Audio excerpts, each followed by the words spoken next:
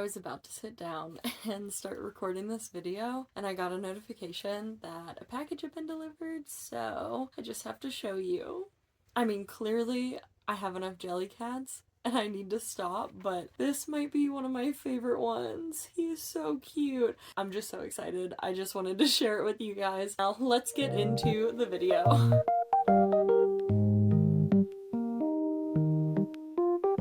For today's video, I wanted to go over my 25 non-negotiables for 2025. So lots of folks are talking about their 2025 TBRs since it is January and the start of the new year, and as you already know, my goal is to get through the majority of my physical TBR back there behind me.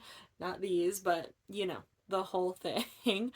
So I just wanted to go over 25 of the books that I have either on my physical TBR or my digital TBR, or that I've been dying to read, that I'm considering 25 non-negotiables for this year that I absolutely need to read. So I've got 20 books here behind me, and I've got 5 books that are digital. So let's go over the digital ones first. So on my Kindle, I've got 3 books that are actually all from Kindle Unlimited. So not technically on my personal physical or digital TBR because I don't own them, but they are books that I've been wanting to read for a long time. So the first book that I have from Kindle Unlimited that I am wanting to get to this year is The Sword of Kaigen. I'm sure you've heard lots of really positive reviews about this book. Some people are saying that The Sword of Kaigen is genre defining for fantasy novels, so this is absolutely at the top of my TBR for this year,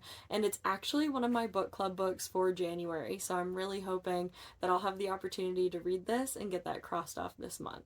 Now, the second book that I have on Kindle Unlimited is actually a continuation of a series for me, and that's Rogue Protocol by Martha Wells. This is in the Murderbot Diaries, and I talked a little bit in my tier ranking video about how much I have loved this series so far. I've read the first 2 books in the series, and this is book number 3, and they're all very short stories, so not only would I consider this to be one of my 25 non-negotiables, but I actually would consider the remainder of the Murderbot Diaries series to be a non-negotiable for me this year.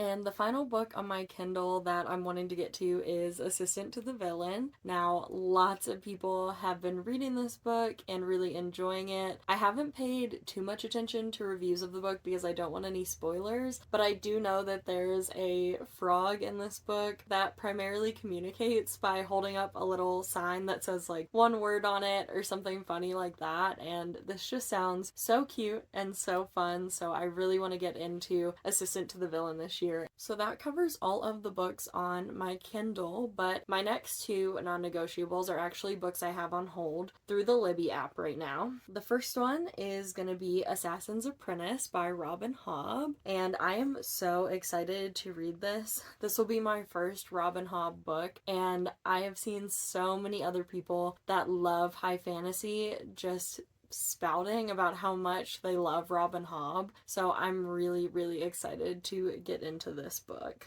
And just for the record, let me read you this quote from George R.R. Martin about this book in particular. He says, "Fantasy as it ought to be written, Robin Hobb's books are diamonds in a sea of zircons." That is pretty high praise from the man himself, so definitely makes me really excited to get into this book. And the other book that I have on hold through Libby is Demon Copperhead. I've heard lots of great reviews about Demon Copperhead, and it's actually been on my radar for a while. I just haven't owned a copy either physically or digitally, so it was one of the first books that as soon as I got the Libby app, I went in and I put in a hold because I definitely want to read that as soon as I possibly can. Now that covers all of the digital books that are on my 25 non-negotiables. So let's go through the 20 books that I have sitting here behind me. We'll start right here on top. So the first book I have on my non-negotiables is Warm Hands of Ghost, which is by Catherine Arden. I read the Winter Night trilogy, I believe that's what the trilogy is called in its entirety, by Catherine Arden at the start of 2024, and it started off my year with 5-star reads, so I bought this as soon as it came out, and then I didn't get to it, so this is absolutely at the top of my list for my 25 non-negotiables.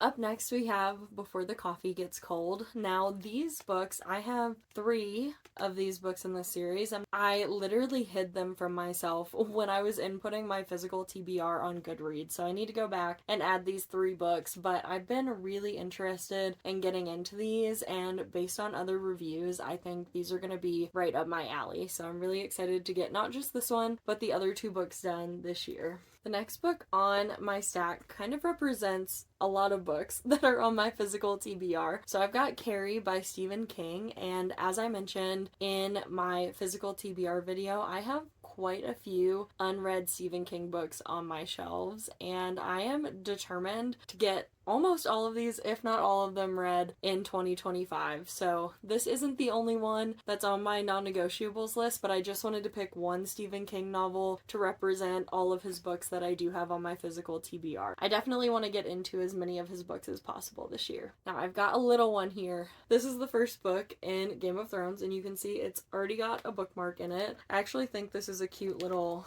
Winnie the Pooh bookmark, so super fitting for Game of Thrones to have Winnie the Pooh in there. But I am on page 339 in this book, and the way that I started reading this was that in between books I would take a break and I would read a little bit from this, so somewhere between 50 to 100 pages, and then I would pick up a next book and continue reading.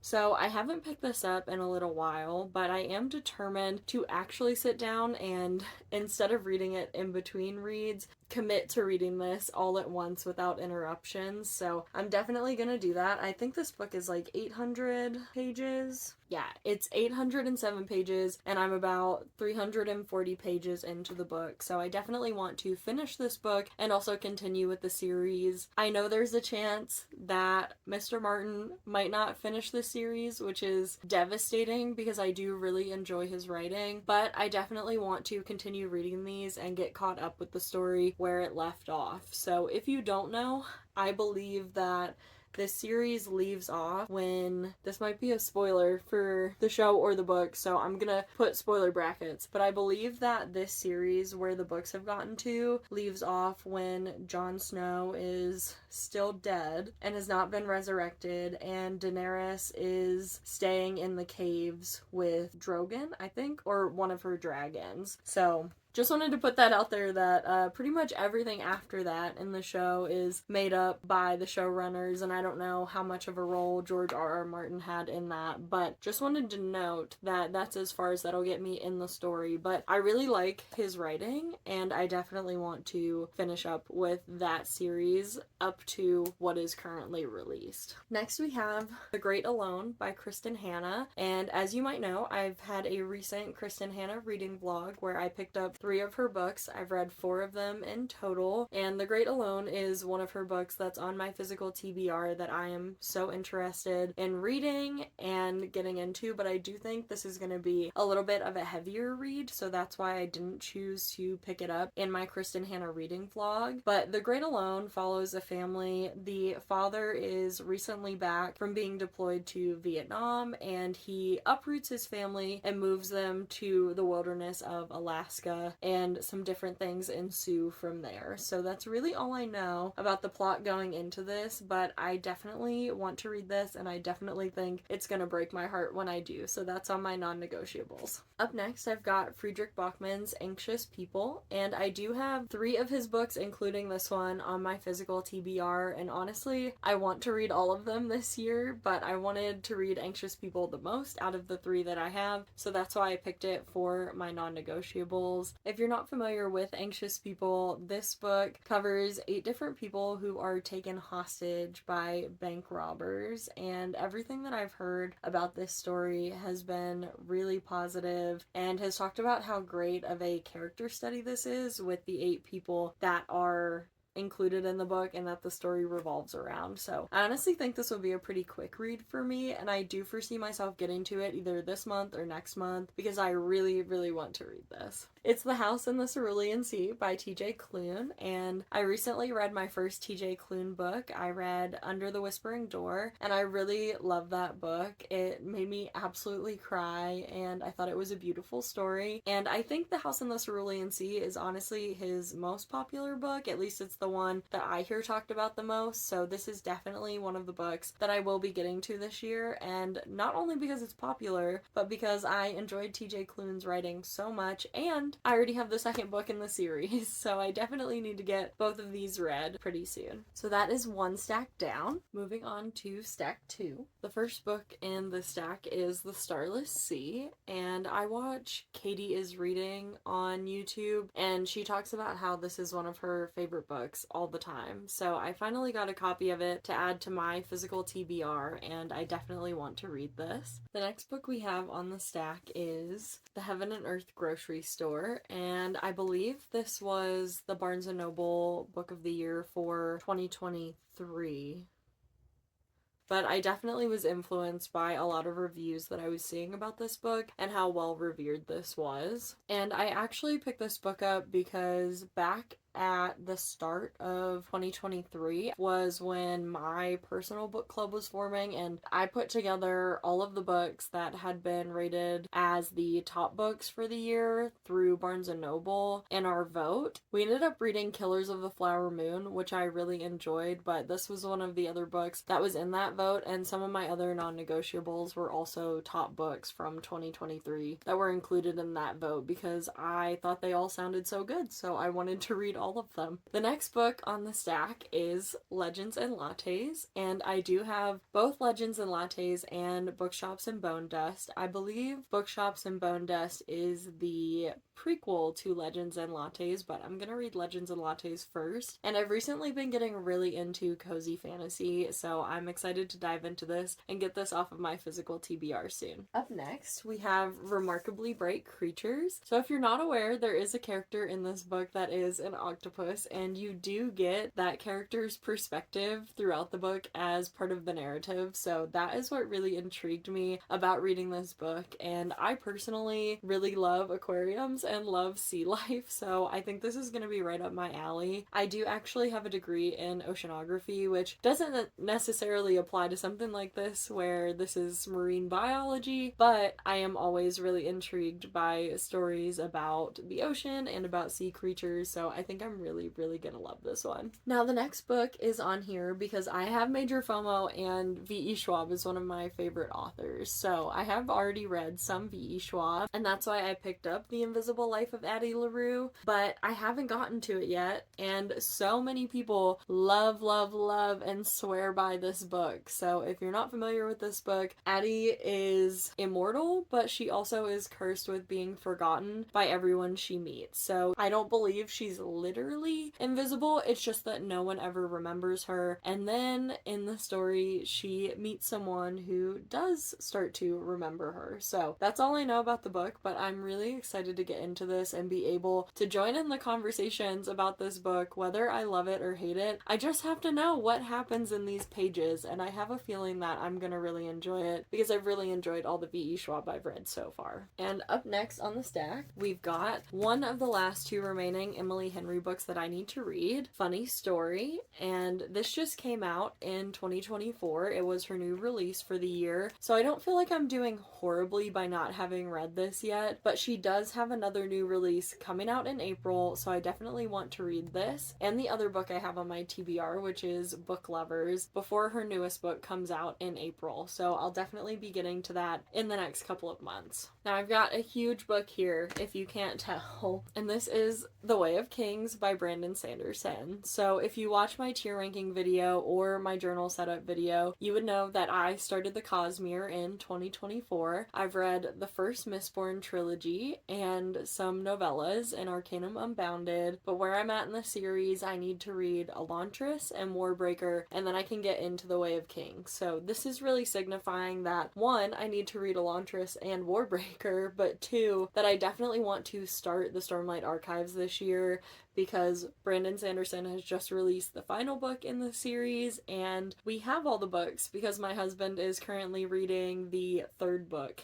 in the series. So I'm really excited to get into this, and I'm so excited to have the opportunity to read this and then be able to discuss it with my husband, because I love when we read the same books and we get to talk about them. So let's get into our final stack, and I'm actually going to grab it and set it next to me since it's kind of behind me. Alright, so our last stack of books starts with none other than Normal People by Sally Rooney. I would say that Sally Rooney's writing is pretty divisive, so lots of people either love or hate Sally Rooney and love or hate the style that she writes in, but I personally am a lit fit girly, and so I think I'm absolutely gonna love Sally Rooney. So I picked this up from a friend of mine that was selling it, and I haven't gotten to it yet, but as you can see, super short book, and I think I'll have no problem getting to this soon. Now the next book on the stack is from one of my absolute favorite authors. I might go so far to say she is my favorite author, and that's By Any Other Name by Jodi Picoult, and I absolutely love her. I love her writing. I was introduced to her through My Sister's Keeper when I was younger. If you're not familiar, My Sister's Keeper follows a family that has two daughters. One of the daughters has cancer, and the other daughter was genetically chosen to be a donor for her sister. So when the family decided they were going to have a second child, they opted to select features that would allow the second child to serve as a donor for the first child throughout her life. So obviously pretty conflicting topic, and if you have seen the movie and the book end differently. So I highly encourage you to read the book and see how the original story was set out to be. But ever since I have read that book and seen that movie, I have absolutely loved Jodi Picoult, and I've read a lot of her books. I have a lot of her work on my shelves, and I have By Any Other Name and Mad Honey on my physical TBR. So By Any Other Name is definitely one that I want to make sure that I get to in the next 12 months. So I mentioned that I had a few of Barnes & Noble's 2023 book picks on my physical TBR, and Berry Pickers, or The Berry Pickers, is another one of those books that I picked up because it was recommended from Barnes & Noble back in 2023. So when I made that poll for my book club, I just really thought the premise for this one sounded so good and so gripping, and so I definitely wanted to pick this up. Now you might know that I've been on a little bit of an R.F. Kuang kick recently. I read my first R.F. Kuang book during 2024, which was Yellowface. I actually listened to the audiobook for that one, and I've been listening to the audiobooks for the Poppy War trilogy, and I honestly have loved both of those. So I really enjoyed Yellowface. I thought it was a really great look at the publishing world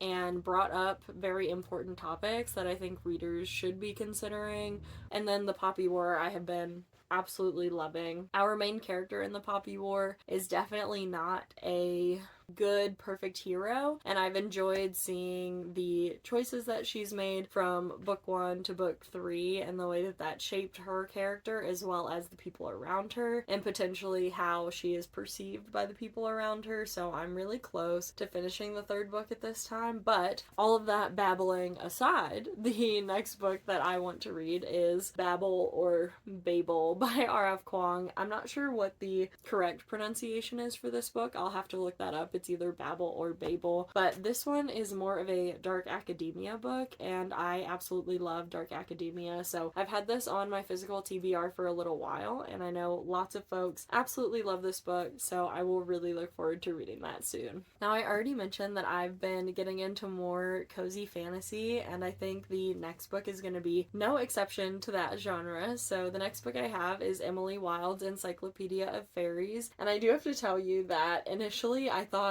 Emily Wilde was the author of these books. She's not. She's the character. The author of these books is Heather Fawcett, and these books are really well loved by the fantasy community and a lot of folks that love cozy fantasy that revolves around fairies. So I know that this is from more of an academic standpoint, and I think that's really going to speak to me personally. Our main character, Emily Wilde, is trying to put together an encyclopedia of fairies, or the fae that are in this book because she studies them, and I know that her academic arch rival is the person who goes along with her when she's working on this encyclopedia of fairies. So I'm really excited to read this and have kind of a quirkier, more academic take on fairies and approaching the subject of fairies. So I'm really excited to read these. I do already have the second one, which is Emily Wilde's Map of the Other Worlds, and the third book to this series is coming out soon. So I would like to read both of these before it comes out in the hopes that I can determine if I want to add that one to my TBR as well. And last but certainly not least, on my 25 non-negotiables for 2025, I have The Bone Season by Samantha Shannon, and can we just have a moment for how absolutely stunning this edition of this book is? It's so pretty. There are some special editions that have sprayed edges, and I would love to have them, but unfortunately I just haven't been able to get my hands on them. Now, if you're not familiar with Samantha Shannon or The Bone Season, she did write The Priory of the Orange Tree and A Day of Fallen Night. Those were very, very highly rated books for me back in 2023. They were some of my absolute favorite books that I read that year, and this is her other series, The Bone Season, that I haven't gotten into yet, but there are several books in this series, and she just came out, or is coming out, with another book in this series. It might be the last one. I'm not 100% sure, but I definitely want to start on this series and get caught up as soon as possible. The other cool thing about this series is that Samantha wrote these, or the first one, when she was like 17 or 18, and so I do have the original version that was published, but the reason this one is so beautiful and has this nice cover is because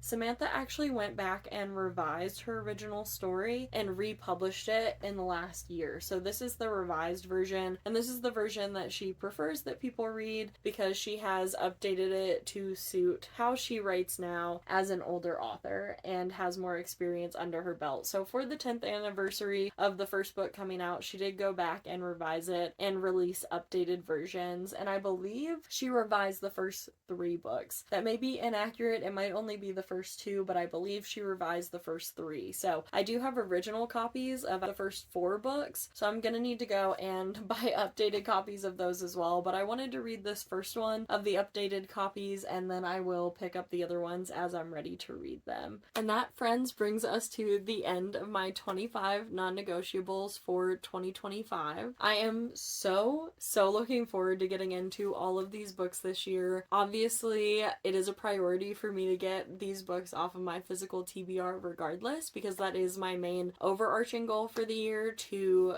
work down my physical TBR. And if you haven't already seen the video where I talk about my physical TBR, I would highly encourage you to go back and watch it. It is the first video on my channel, but I talk about how many books I have total on my physical TBR and what my goals are for the year. But these are 25 books that will definitely be in my finished books at the end of the year. With that in mind, these books will definitely be going on my priority TBR cart aside from The Way of Kings, just because I do want to read Elantris and Warbreaker before I start the Stormlight Archives, but I will be adding all of these books to my TBR cart, so in future TBR videos for upcoming months, you will hopefully see me picking some of these with my TBR jar. So you've seen my 25 non-negotiables for 2025, but I would love to hear from you, so please tell me down in the comments if there are any books that you are 100% committed to reading this year. Now, I don't need to add to my physical TBR, but I would love to hear about your books because I might consider reading them in the future once I've gotten some of these out of the way. With that being said, that's all for today's video, so thank you all so much for watching. I hope you have a lovely day, and I look forward to seeing you in the next video. Bye!